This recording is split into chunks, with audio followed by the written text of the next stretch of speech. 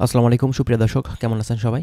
আশা করছি ইনশাআল্লাহ সকলেই ভালো আছেন। আজকের ভিডিওতে আমরা মালয়েশিয়ার সর্বশেষ কলিং ভিসার কী পরিস্থিতি আমরা সেটা নিয়ে কথা বলবো। অনেকে আমাদেরকে জানতে চেয়েছিলেন কমেন্ট করে যে ভাই মালয়েশিয়ার সর্বশেষ এখন ভিসার পরিস্থিতি কী আছে, কবে নাগাদ ভিসা উঠতে পারে, কী পরিস্থিতি, কী টাইপের আসলে কাজের উপরে বাংলাদেশ থেকে তারা কর্মী খুব শীঘ্রই নিতে যাচ্ছে এবং বর্তমান সময়ে মূলত সত্যি কি মালয়েশিয়ার কলিং ভিসাটা খুলবে কিনা, আজকে আমরা সর্বশেষ পরিস্থিতি কী আছে মালয়েশিয়ার কলিং ভিসার সেটা নিয়ে আপনাদের মাঝে বিস্তারিত আলোচনা করব এবং বেশ কিছু ভালো খবর আছে সেগুলোও কিন্তু আপনাদের মাঝে দিব।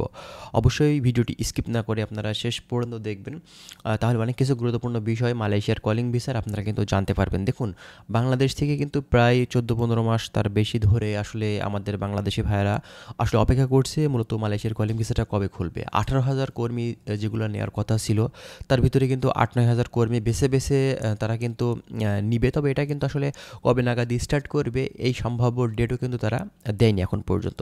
তবে কথা হচ্ছে নতুন করে তারা কিন্তু পুনরায় 13টি খাতে মেন 3টি সেক্টর এবং আরও দেশটি উপখাতে তারা কিন্তু কর্মী বাংলাদেশ থেকে নিতে কিন্তু আগ্রহী। তার ভিতরে সবথেকে বড় যে খাতগুলা সেটা হচ্ছে কৃষি, তারপরে আপনার হচ্ছে গার্ডেন এবং খনি এবং আরও 10টি ছোটো ছোটো খাত আছে যেগুলোতে বাংলাদেশ থেকে তারা কিন্তু কর্মী নিতে ইচ্ছুক। দেখেন, এই বছরের আপনার 31শে ডিসেম্বর পর্যন্ত তাদের কিন্তু যে কোঠাগুলো সেগুলো কিন্তু অনুমোদন দিবে এবং পরবর্তী যে বছর 2026 সালে সেখানেও কিন্তু কর্মী নিবে, তবে তাদের কোঠাগুলো কিছুটা কিন্তু সীমিত করে ফেলবে, ঠিক আছে। এবং বর্তমান সময়ে বাংলাদেশ থেকে তারা কর্মী নিলে মূলত আপনারা দালাল বা সিন্ডিকেট এগুলা কিভাবে আসলে কমানো যায় বা এইগুলো বাদে আসলে কর্মীগুলো বাংলাদেশ থেকে আনা যায় কিনা সেই সব বিষয়গুলো নিয়েও কিন্তু তারা কাজ করছে, কারণ প্রতি বছরই সিন্ডিকেট হওয়ার কারণে কিন্তু আমাদের বাংলাদেশি ভাইরা মূলত এই মালয়েশিয়া যাওয়ার ক্ষেত্রে আসলে খরচটা কিন্তু অনেক পড়ে যায়, ঠিক আছে। তো এক্ষেত্রে আমাদের বাংলাদেশি ভাইরা কিন্তু অনেক সমস্যাতে পড়ে থাকে। তো কিভাবে সিন্ডিকেট মুক্ত আসলে কর্মী পাঠানো বা আপনার নেওয়া যায়, এটা কিন্তু অবশ্যই আমাদের বাংলাদেশ সরকার এবং আপনার হচ্ছে মালয়েশিয়ার গভর্নমেন্ট বিষয়টা কিন্তু অবশ্যই নজর দিয়েছে।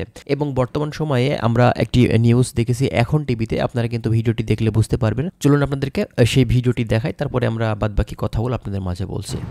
বাংলাদেশের অন্যতম বড় শ্রমবাজার মালয়েশিয়া নতুন বিদেশি কর্মী নিয়োগে কোটা অনুমোদনে প্রায় 2.5 বছরের স্থগিতাদেশ প্রত্যাহার করল দেশটির সরকার। 19শে আগস্ট স্বরাষ্ট্রমন্ত্রী সাইফুদ্দিন নাসুসন ইসমাইল জানিয়েছেন, কোটা অনুমোদন পুনরায় চালুর সিদ্ধান্ত নিয়েছে সরকার। কৃষি, বাগান ও খনিসহ 3টি প্রধান খাত এবং সেবা খাতের 10টি উপখাতে সীমিত আকারে আবেদন গ্রহণ করা হবে বলে জানান তিনি। নতুন করে মালয়েশিয়ার শ্রমবাজার খোলায় বাংলাদেশি কর্মীদের জন্য সুযোগ তৈরি রয়েছে চ্যালেঞ্জও।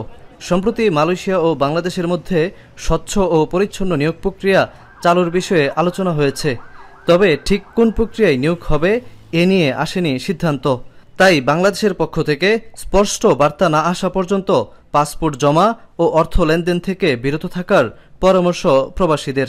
যারা মালয়েশিয়াতে আসতে চাচ্ছেন তারা বিভ্রান্তমূলক তথ্যতে জড়াবেন না, দালালের চক্করে পড়বেন না।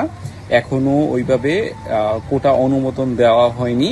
কিছু যা অনুমোদন দিবে এটা ডিসেম্বরের মধ্যে খুব সতর্কতার সাথে দেখে শুনে বুঝে তারপরে অবশ্যই আপনার পাসপোর্ট জমা দিবেন, আপনার টাকা জমা দিবেন। বৈদেশিক মুদ্রা আয়ের অন্যতম শ্রমবাজার মালয়েশিয়ায় কর্মী নিয়োগ বন্ধ আছে প্রায় 14 মাস।